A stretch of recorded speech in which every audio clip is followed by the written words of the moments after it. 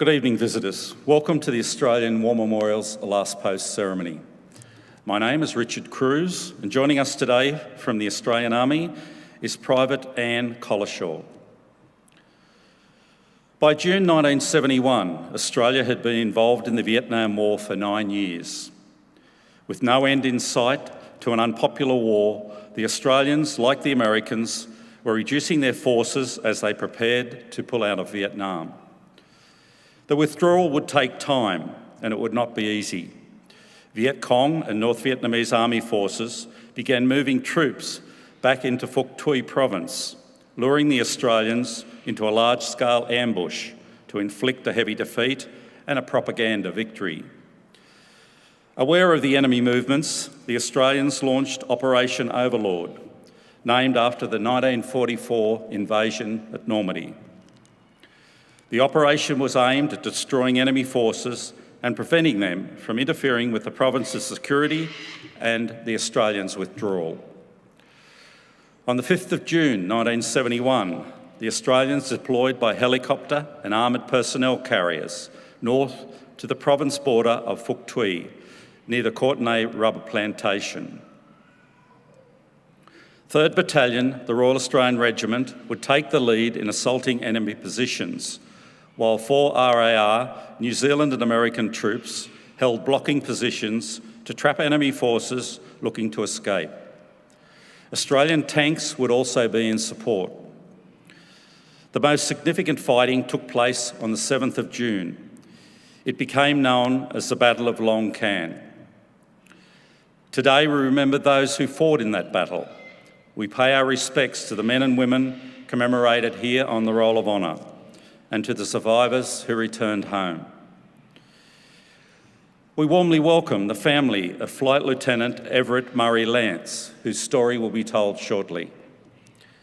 And we welcome the veterans and their families who are in Canberra to commemorate the 50th anniversary of Operation Overlord and the Battle of Long Can. We're also honoured to acknowledge the mates of Flight Lieutenant Everitt Murray Lance, 9 squadron veterans and current serving members, 3 RAR veterans and current serving members, and representatives from the Air Force Association, as well as representatives of the 1st Australian Field Hospital Association. As always, we welcome the veterans who have served, those that are still serving, and the families that love and support them. We acknowledge the members of RSL Services Clubs Association, RSL Victoria and RSL Queensland, who are watching the broadcast of this ceremony across Australia. And during this evening's ceremony, wreaths will be laid at the base of the pool of reflection by family and visitors to the memorial. Australia's Federation Guard is a tri-service ceremonial unit of the Australian Defence Force. They provide a ceremonial presence at civil and military events and during visits to Australia by foreign dignitaries. The Guard will now dismount the catapult party from the tomb of the unknown Australian soldier.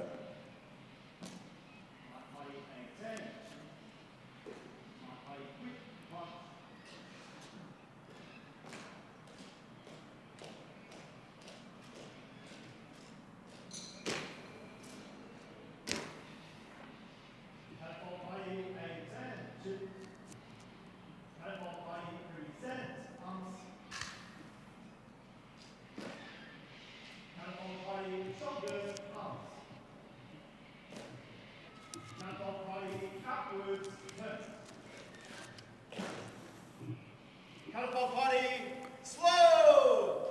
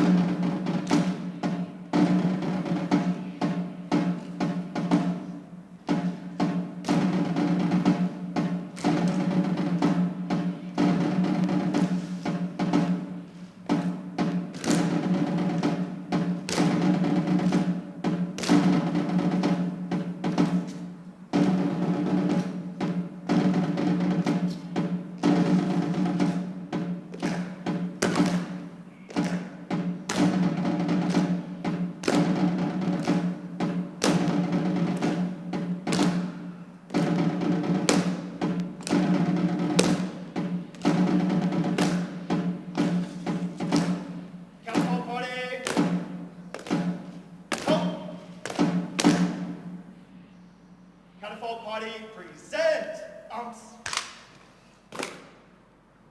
Catapult Party reverse.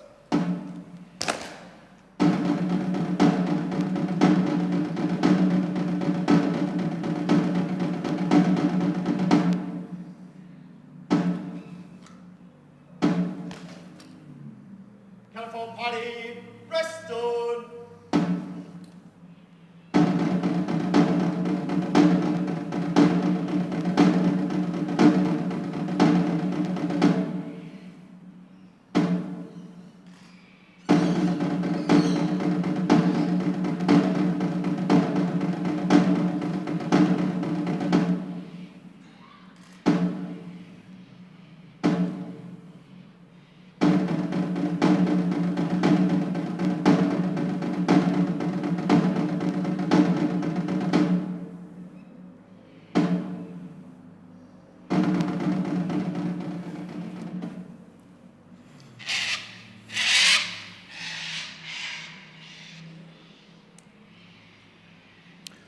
If you're able, I invite you all to please stand and join in singing the national anthem. Catapult Party attention. Catapult Party present.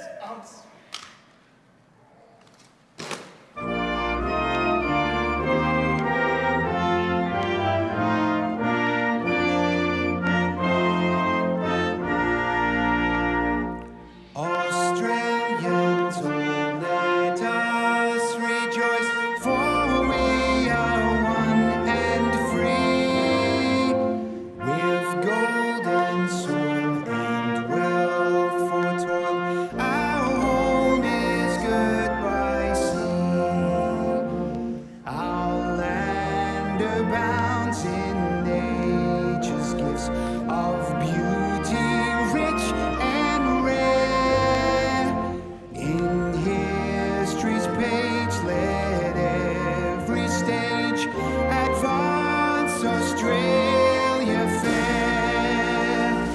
Enjoy from strange, then let us sing. Advance Australia fair. Catapult Party shoulder arms. Catapult Party order arms.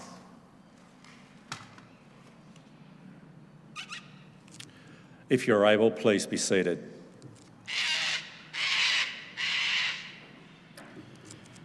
The Australian War Memorial was the vision of Charles Bean, Australia's First World War official historian. Bean landed with the Australian troops on Gallipoli and stayed with them at the front through to the end of the war. The idea of this national memorial and museum came to him at Pozières, France, in the depths of the bloody fighting of 1916. Bean's idea was that this would be a place where families and friends could mourn their loved ones buried in faraway places. It would also be a place that could help all Australians understand what these men and women had endured and what they had done for us. Bean's vision, to which we remain true, is best expressed as inscribed in the entrance to the memorial's galleries. Here is their spirit, in the heart of the land they loved, and here we guard the record which they themselves made. Tonight we'll read the story behind just one of those on the Roll of Honour, which lists the names of more than 102,000 men and women who have given their lives for us in war or on operations for more than a century. But first we present a lament, Flowers of the Forest. Wreaths and floral tributes will now be laid at the base of the pool of reflection.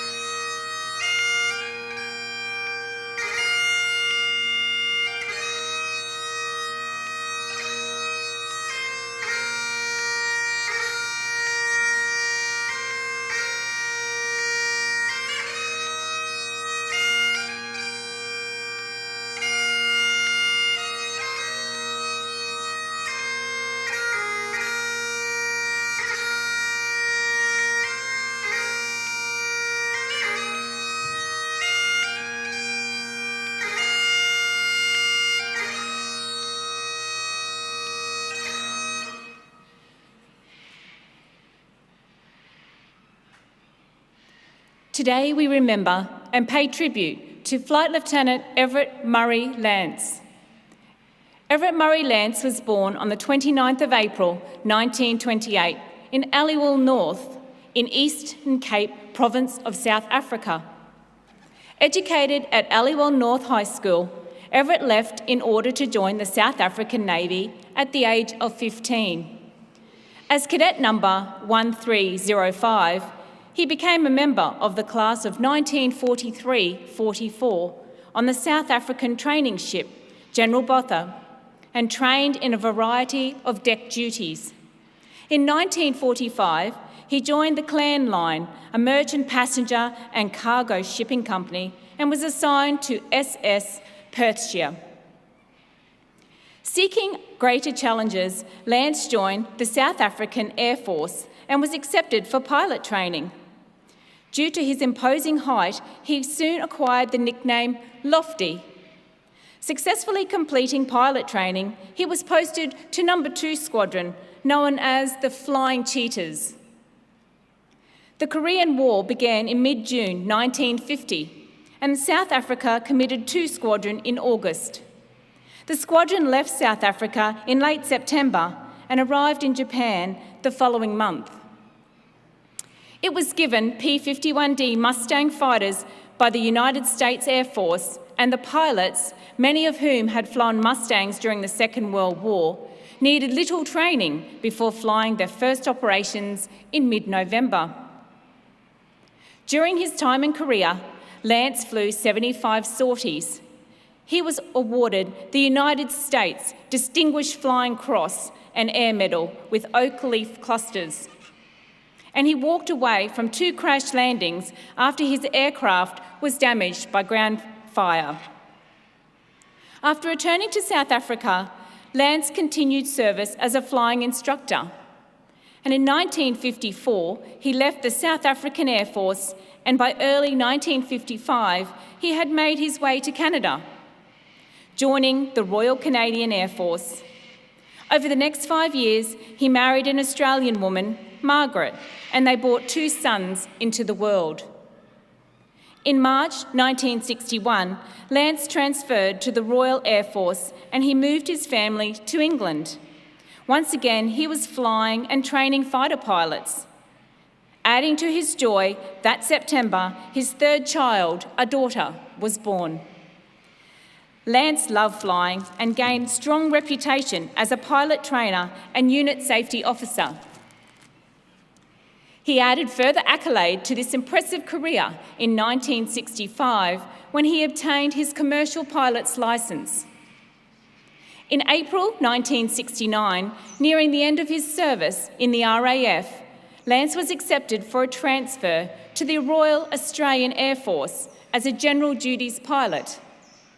The RAAF was short on experienced pilots, and Lance was one of 8 RAF pilots accepted on short service commissions.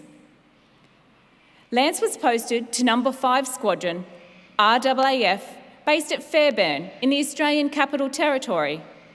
Lance and his family arrived in Australia and settled in the Canberra suburb of Hughes. Initially, flying fixed-wing aircraft, Lance expressed interest in learning to fly helicopters. And in August 1969, he attended a conversion course at Fairbairn, learning to fly the UH-1 Iroquois helicopters, known as Hueys. And by the end of November, had qualified as a helicopter pilot. He spent the next year with No. 5 Squadron as a pilot trainer, and unit safety officer. During the latter months of 1970, Lance was given notice of his posting to No. 9 Squadron, RAAF, in Vietnam. He flew out of Sydney on the 18th of November and arrived in Saigon the following day. He joined 9 Squadron and was soon flying operations in a variety of roles, piloting gunships, transport helicopters, and medical evacuation helicopters. At the start of May 1971, Lance was given recreation leave. He travelled to Penang in Malaysia, where he was joined by his wife Margaret for several days. It would be the last time they would see each other. In early June 1971, intelligence reports pointed to the return of 33 Regiment People's Army of Vietnam and D445 Provincial Mobile Battalion to Phuoc Tuy Province from their base in Long Can Province. Aware of the enemy movement, the Australians launched Operation Overlord, named for the invasion of Normandy. The operation began on the 5th of June with the troop-carrying helicopters available to No. 9 Squadron, ferrying men and material to the area of operations. Lance and his crew flew numerous sorties that day.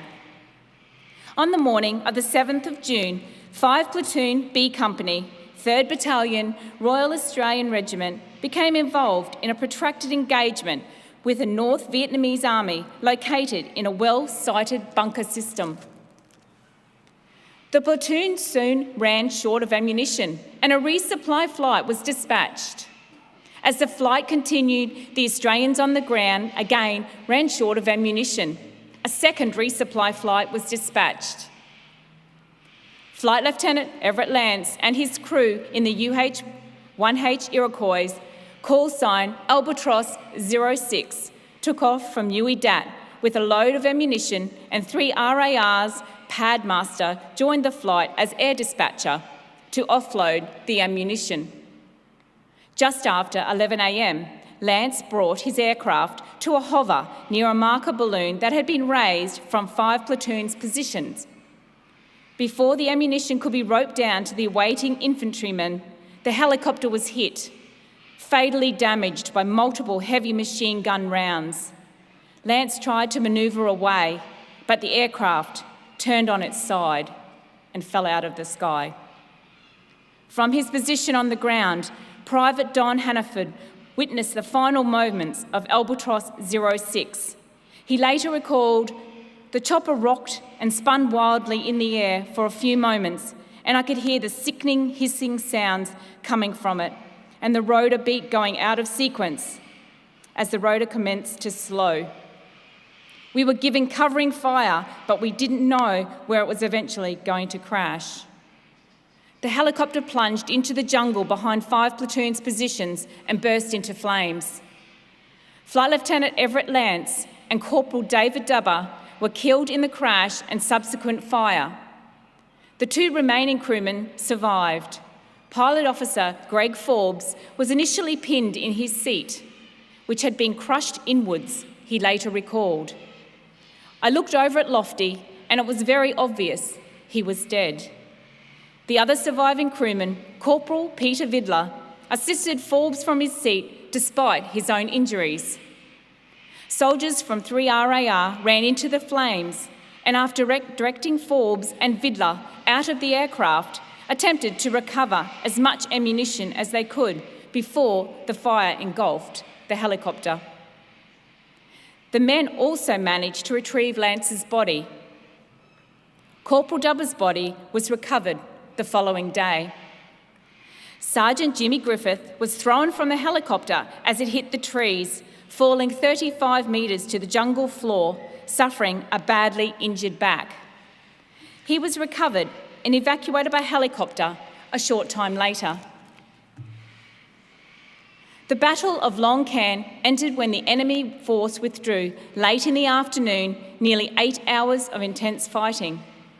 3 Australian lives had been lost, and a further 6 were wounded. Lance's body was returned to Australia and was laid to rest with full Air Force honours. On the 16th of June at Woden Cemetery in Canberra, his remains were laid to rest.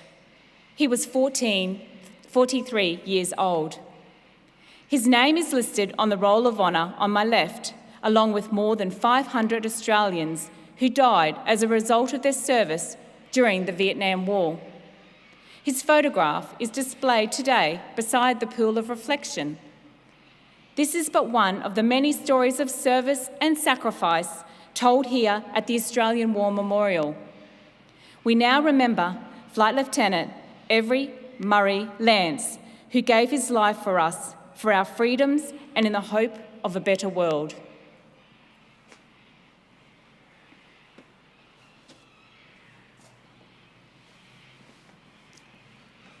Please stand for the reading of the ode and the sounding of the last post. Catapult party, shoulder, arms.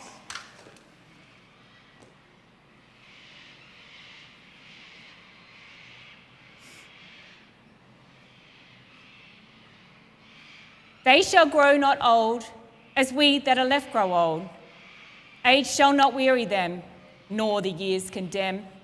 At the going down of the sun and in the morning, we will remember them. We will remember them. Catapult party, present, arms.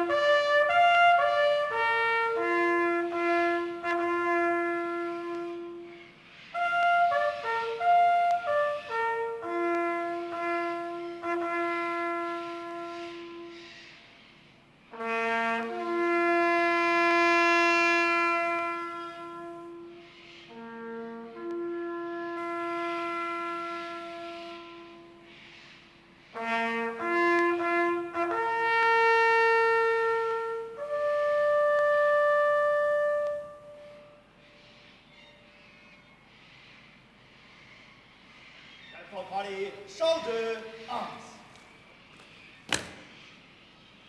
Lest we forget. Lest we forget.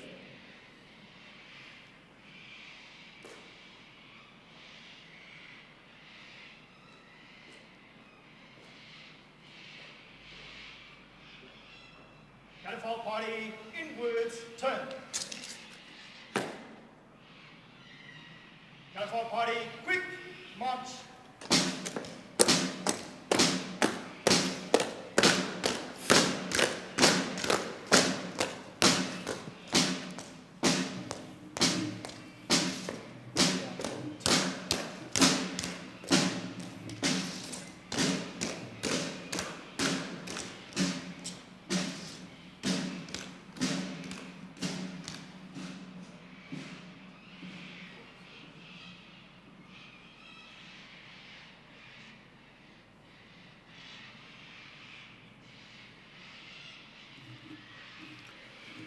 We leave you this evening with the words of the memorial's founder, Charles Bean.